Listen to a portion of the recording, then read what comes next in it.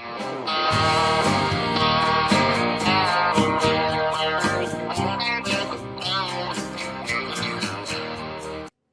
there. My name is Bob Orchard, coming to you from Old Town Mariposa in historic Mariposa Hotel, where history lives.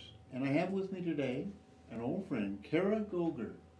Cara, welcome to the Old Town Show. Thank you. Welcome back to the Old Town Show. We've done this before, haven't we? We have. It's great to be back. Well, Cara, I know we've got a big weekend coming up. This weekend we have a big weekend coming up. Yes. But I always think it's important for people to understand a little bit about the people who are doing things in our community. So maybe you could tell us a little bit about yourself and what you do. I grew up here in Mariposa. I moved here when I was 7 and went to elementary school and junior high and high school here, and then moved away, found the arts, worked in museums, and when the position for executive director of the Mariposa Arts Council became available, I jumped on the opportunity to come home and then at the same time continue in the field that I've really loved working in. So it's been a privilege for me to move back home and stay working in the arts.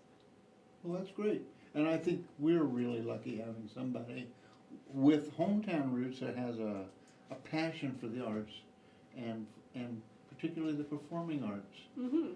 And of course we have some excellent fine art traditions in Mariposa. Yes, we do. But we have a performing arts venue coming up that is world class, and I think most people in Mariposa are aware of what this is all about, but maybe just a little background history of what's going on with the Storytelling Festival. Right. This weekend is the 28th annual Mariposa Storytelling Festival, and it's a big nationally recognized storytelling event. We get storytellers who are nationally renowned coming to Mariposa, bringing lots of people into our town. And this is the 20th year the Mariposa Arts Council has been producing and organizing this event under the leadership of Marilyn Rudzik. So, you know, I'm older than you. What? Yes. I was here when it started. Really? And this was a small town venue, and we had people here in town that were just doing performing arts, and that's how this kind of, and they invited some people, and it just kind of grew and became, this is a nationally recognized event right here in Mariposa, and you know, with Yosemite in the background and what have you, but maybe you could talk a little bit about what the show is this year. Yeah, we have 6 storytellers coming in. We have Beth Horner, Tim Lowry, Antonio Hasha. Hasha is how you say his last name. It's spelled like Roca, but it's Hasha.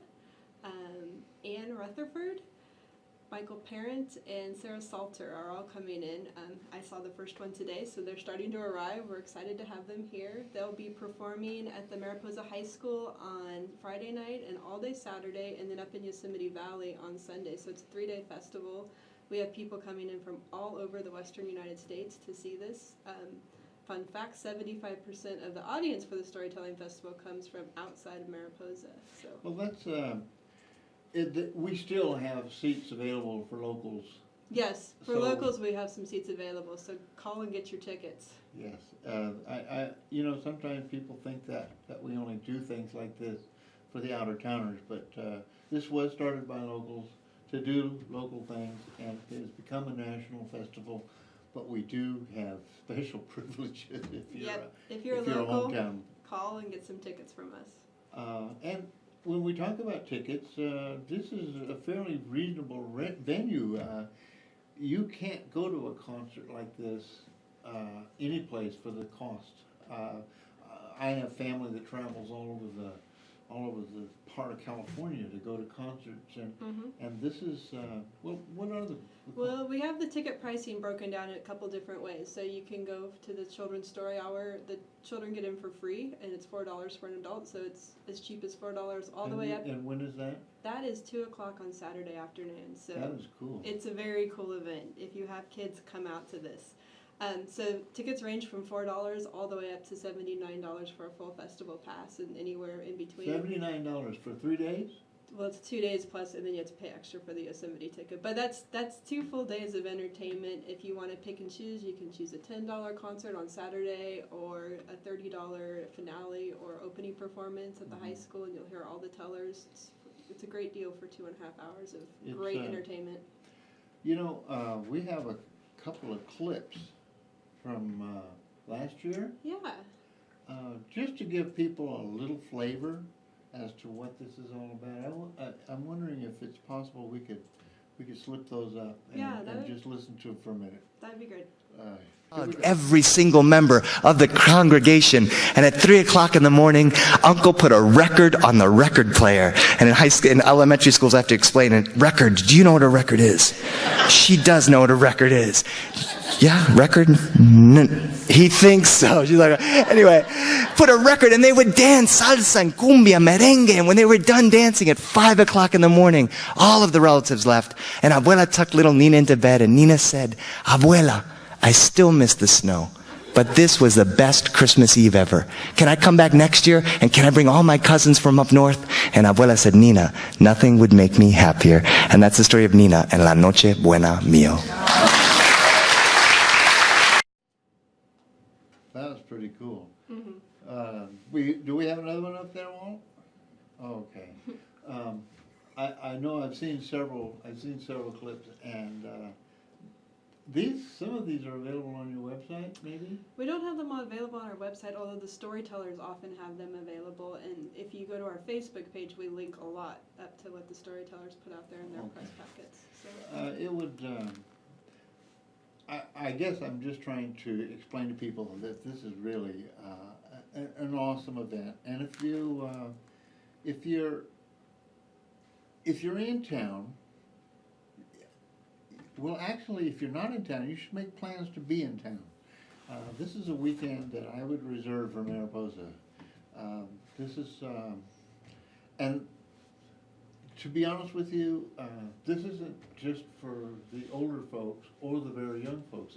These people are entertainers of a class that will appeal to a really broad age group in terms of audience. Yeah, I think a lot of people between the ages of 20 and 40 have really started to embrace a lot of podcast listening. You hear Serial, Radio Lab, The Moth are very, very popular sources of entertainment and information for people in that age group. And this festival falls right in line with that trend.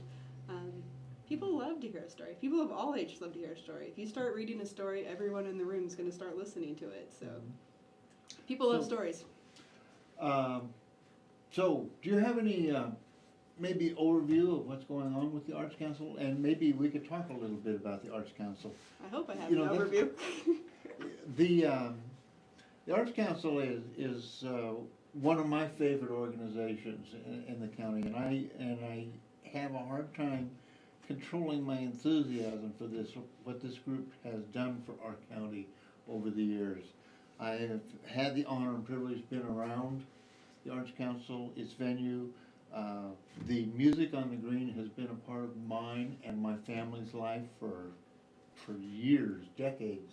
Mm-hmm. And the performance arts that you support, the concerts of Les Marsden, but there's a real economic benefit to this as well. It's not just entertainment for local folks. With this venue that you have actually has some, and I'm talking the story that you should be telling because you know it much better than I do. Well, it's interesting. One of actually our major driving forces when we think about programming for the Arts Council is what can we do to contribute to the economy of Mariposa and how can we support the businesses that are here. So most of our signature programming is designed with that in mind. Specifically, in about a month, we'll have the Mariposa Symphony Orchestra's spring concerts. That's 2 concerts, one at the high school, one up at the Awani Hotel. Yeah. Les Marsden will be debuting a piece that he wrote, as well as other wonderful pieces. We have I've been communicating with Les. He is absolutely buried getting ready for this. He's got to get it finished. He's a total fanatic. Right, and he'll be bringing in a guest soloist, Ira Lynn, who has played with the Philadelphia Philharmonic to perform, so it's exciting for us to have a really famous classical musician joining us for these 2 concerts. That's April 25th and 26th. And then this summer, as we will do concerts on the green or Mariposa evenings, and that's a super popular, wonderful, one of my favorite events. And so we'll have regional musicians and bands from all over Central California, Northern California, Southern California, playing out at the Arts Park every Friday and Saturday night. Some of our local musicians are part of that venue as well. Absolutely. And Ronnie is going to be. Mm-hmm. Our, It's just, Ronnie will be there producing and emceeing the show and booking the shows for us. So we're. You know, he was a guest on my show last year.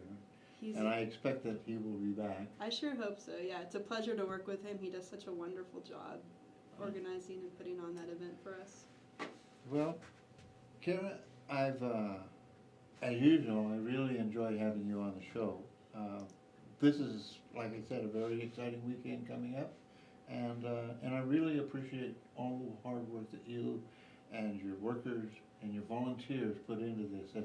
And I think that I want to stress this point, that there are literally thousands of volunteer hours that go into making these performances for our community and for our visitors possible. And that kind of community support is, I think, a great tradition in Mariposa, and it's a strong measure of who we are as a community. And I thank you very much for being a guest today, and I'll see you this weekend. Thank you so much, Bob. Thank you very much for joining us, and I hope to see you again soon.